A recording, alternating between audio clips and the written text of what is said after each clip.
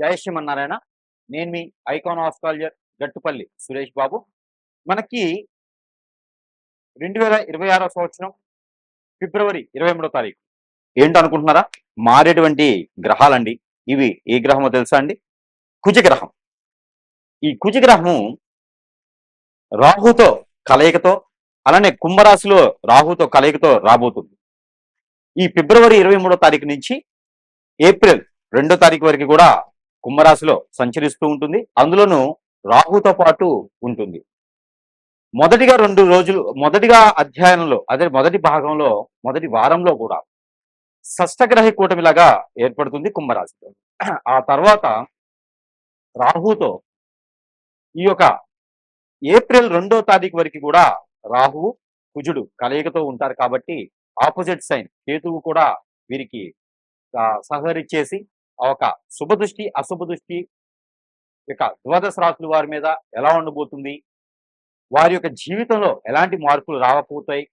అలానే మరొక విషయం కూడా ఏంటి అంటే కనుక నూతన సంవత్సరం కూడా ఆరంభం అవబోతుంది.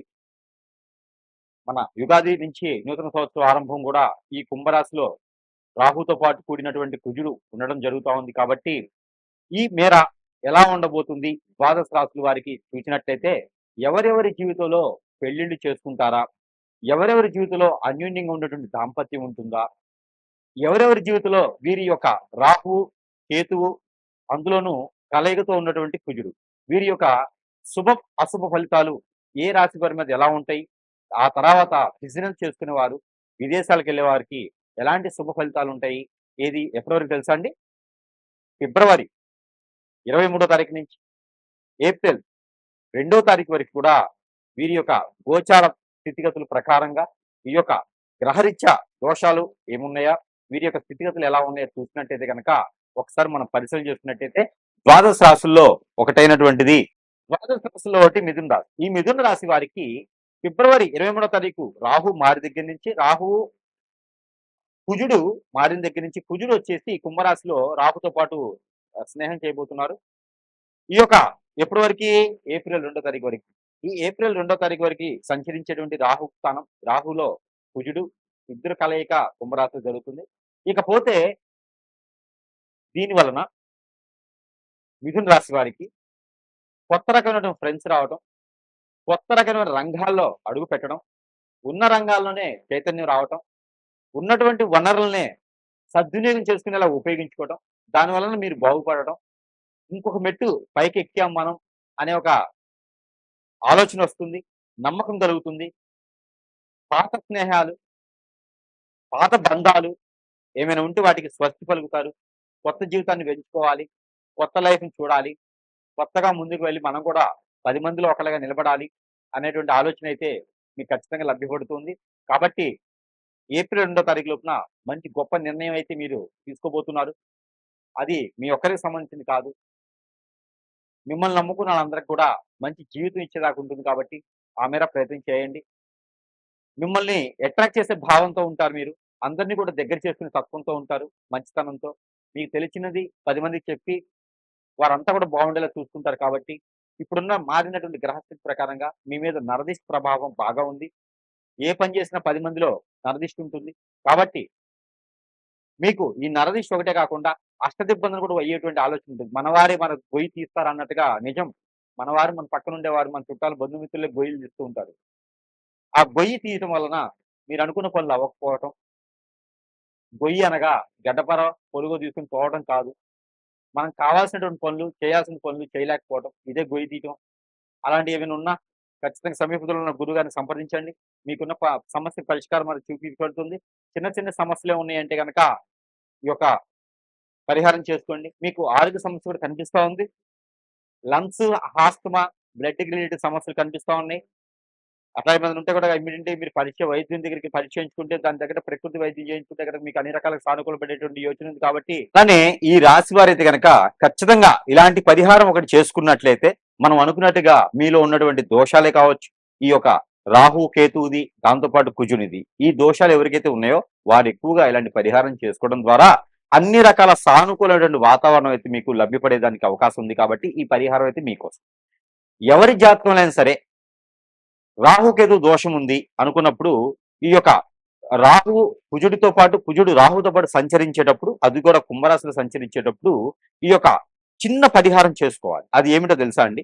ఉలవలు ఒక పావు కిలో, గోధుమలు ఒక పావు కిలో, పచ్చ పెసలు ఒక పావు కిలో, అలానే కందులు ఒక పావు కిలో, ఇవన్నీ కూడా తీసుకొని మీరు నైట్ పనుకునేటప్పుడు మీ వద్ద పెట్టుకొని పనుకోవాలి. అంటే మీ తల దగ్గర కావచ్చు, మీ పక్కన కావచ్చు పెట్టుకొని పనుకోవాలి. తెల్లవారి లేచిన తర్వాత ఇది మీరు మంగళవారం నైట్ చేయాలి. తెల్లవారి లేచిన తర్వాత అవన్నీ కూడా మీకు సమీప దూరంలో ఎక్కడైనా ఇవి నవగ్రహాలుంటాయి. ఆ నవగ్రహాల దగ్గరికి తీసుకొని వెళ్లి, నవగ్రహాల చుట్టూతా 11 సార్లు ప్రదక్షిణ చేసుకుంటూ, ఈ యొక్క మిశ్రమాలు ఏవైతే ఉన్నాయో, ఈ తీసుకున్నటువంటియన్నీ కూడా వాటి మీద అభిషేకం చేసుకోవాలి. దాని ద్వారా మీకున్నటువంటి గ్రహరీత్యా దోషాలన్నీ కూడా చిటికలో పటాపంచలైపోయి, మీకు వివాహాలు ప్రాప్తి పొందుతుంది. విదేశానికి శుభప్రదంగా ఎళ్ళేదానికి ఉంటుంది. ఆర్థిక స్థితిగతులన్నీ కూడా మెరుగవుతాయి. అలానే మరొక పరిహారం. పెసర గుగ్గిళ్ళు ఉంటాయి. పెసలుంటాయి గదా! అవి గుగ్గిళ్ళు, గుడాలు వండాలి. ఆ పెసలు గుడాలుగా వండి, ఒక కిలోంబావు సుమారుగా వండి, దాంట్లో కొబ్బరి పౌడర్ ఉంటది. ఎండు కొబ్బరి పౌడర్ ఉంటుంది. ఆ పౌడర్‌ని కలిపేసి, దాంట్లో బెల్లం లేదా షుగరు కలపాలి. ఆ కలిపినేసినటువంటిది నైవేద్యం ఏదైతే ఉందో, ఇది ఆలయంలో ఎక్కడ రాముల వారి ఆలయంలో కానీ, కృష్ణ ఆలయంలో కానీ, ఎక్కడైనా శ్రీ వెంకటేశ్వర స్వామి వారి ఆలయాల్లో కానీ, దీన్ని నైవేద్యంగా పెట్టాలి. ఆ నైవేద్యాన్ని ఇరువురికి కూడా మీరు ప్రసాదం కింద తీసుకోవడం వలన, ఇవ్వడం వలన కూడా దీని వలన మీకు అన్ని రకాల గ్రహ దోషాలు కూడా పటాపంచలైపోయి, మీ ఆరోగ్య సమస్యలన్నీ కూడా నెరవేరుతాయి. అలానే ఈ రాసుల వారికి ఈ చిన్న పరిహారం అయితే గనక ఖచ్చితంగా మీకోసం. ఏమిటంటే గనక మీకు కుజు దోషం, రాహుకేతు దోషం ఏమైనా ఉందా? అయితే మీకు మీ పొలాల్లో కావచ్చు, ఒడ్ల మీద కావచ్చు, గట్ల మీద కావచ్చు, మీ ఇంట్లో కావచ్చు, నర్సరీ నుంచి తెచ్చుకొచ్చే మొక్కలు కావచ్చు, మీరు అపార్ట్మెంట్‌లో ఉంటే ఆ మొక్క ఒకటి తెచ్చుకుంటే సరిపోతుంది. ఏమిటనుకుంటున్నారా? అరటి మొక్క. ఈ అరటి మొక్క గాని, అంటు గాని ఏమైనా ఉంటే తీసుకొచ్చుకొని, దానికి ఒక పసుపు తాడు అది ఎట్లాగా కావాలి అంటే గనక ఆడవారైనా, మగవారైనా సరే. ఒక తెల్లని దారం, మిషన్ దారం ఉంటుంది కదా! అది తీసుకొచ్చుకోవాలి. అది మీరు ఎంతైతే హైట్ ఉంటారో బొటనవేలు, కాలి బొటనవేలు దగ్గర నుంచి తల వరకి కూడా ఇలాగ కొలుచుకోండి. పోగులు పోయండి. ఆ పోగులు 9 ఉండాలి. 9 పోగులు పోసి, దానికి పసుపు, గంధం, కుంకుమ రాయండి. రాసిన తర్వాత ఆ దారానికి 7 ముళ్ళు వేయండి. 7 ముళ్ళు వేసిన తర్వాత దానికి ఒక పసుపు కొమ్ము కట్టండి. దానికి ఒక తమలపాకు కట్టండి. దానికి ఒక మామిడాకు కట్టండి. ఇలాగా కట్టినటువంటి ఆకులతో ఉన్నటువంటిది ఇది తీసుకొని వెళ్లి ఆ ఒక గురువారం రోజు కానీ, మంగళవారం రోజు గాని చేయాలిది. ఇది ఎప్పుడు ఏప్రిల్ 2 తారీఖులోపు చేయండి. ఇది తీసుకొని వెళ్లి ఆ అరటి కొమ్మకి, అరటి మొక్కకి కట్టేసేయండి. 3 ముళ్ళు వేసేసేయండి. వేసేటప్పుడు మీకున్నటువంటి దోషాలు ఏవైతే ఉన్నాయో, ఆ దోషాలన్నీ కూడా మీకు ఇంతటితో పటాపంచలైపోవాలి. ఉపశమనం లభించాలి అని మొక్కుకోండి.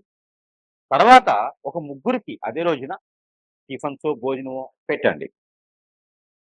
ఇది అయిన తర్వాత చెట్టు తీసుకెళ్ళి మరుసటి రోజు ఒక నిద్ర చేసిన తర్వాత ఆ మొక్కను తీసుకుని వెళ్ళి ఎక్కడైనా ఆలయంలో గాని స్థాపించండి. మీ పొలాలుంటే పొలాల్లో స్థాపించండి. ఈ 2 లేదనుకుంటే ఇంట్లో ఉంచకండి.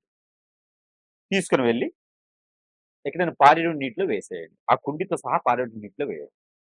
ఇలా చేయడం ద్వారా కాలసర్ప దోషం, నాగదోషం, కుజదోషం, కలస్త్ర దోషం, దాంట్లో కూడా రాహుకేతు దోషం, భార్యాభర్త దూరమైన, పెళ్ళైన తర్వాత దూరమైన, పెళ్లి కావట్లేదనుకున్నా, ఎంగేజ్‌మెంట్‌లో సంబంధాలు ఆగిపోయినా, దగ్గర దగ్గర సంబంధాలు పోయినా కూడా ఈ యొక్క పరిహారం చేసుకుంటే అదృష్టం అనేది మీ వరకు వస్తుంది.